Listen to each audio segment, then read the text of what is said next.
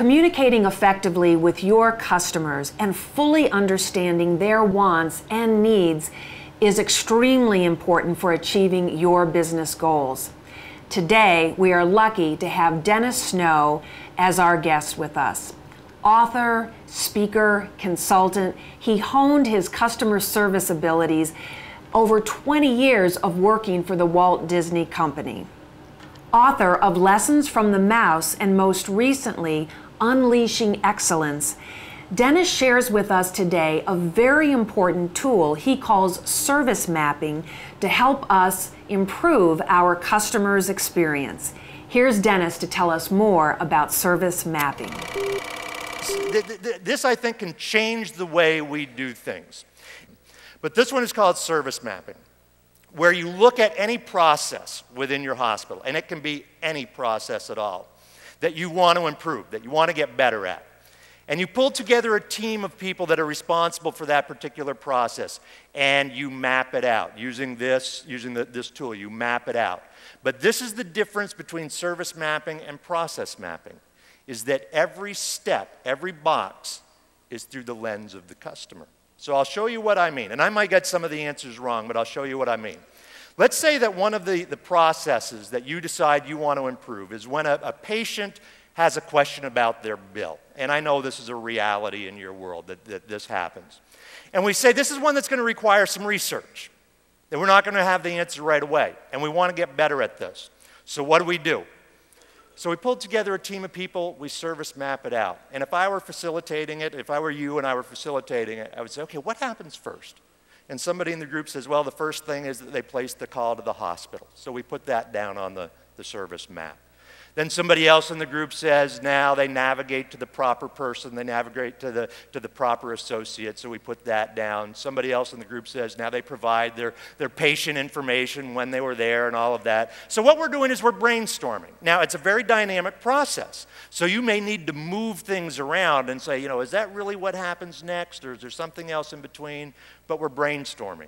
Somebody else in the group then says, now they explain the problem or the discrepancy on the bill. Then another member of the team says, now we research the answer, because this is one that's going to require some research. Now, I want you to observe what just happened.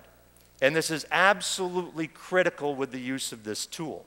If you look at the first 4 boxes that are up there, those are through the lens of the customer. But if you look at that 5th box, that's through the lens of the organization. The question, if you were facilitating this discussion, the question that you would want to ask is, while we are researching the answer, what is our customer doing? And what's the answer to that question? They're waiting. That's what needs to go in the box. The customer waits while we research the answer. Now you have something to work with because you're seeing it through their lens. And then obviously you would continue it on from that point. So the first step then is identify a process that you want to improve within your operation. Second step is to pull together a group of people and map it out through the lens of your customer. Then the next step, and this is where the magic really kicks in. If you'd go ahead and turn the page in the handout. Turn to the page 2 in the handout.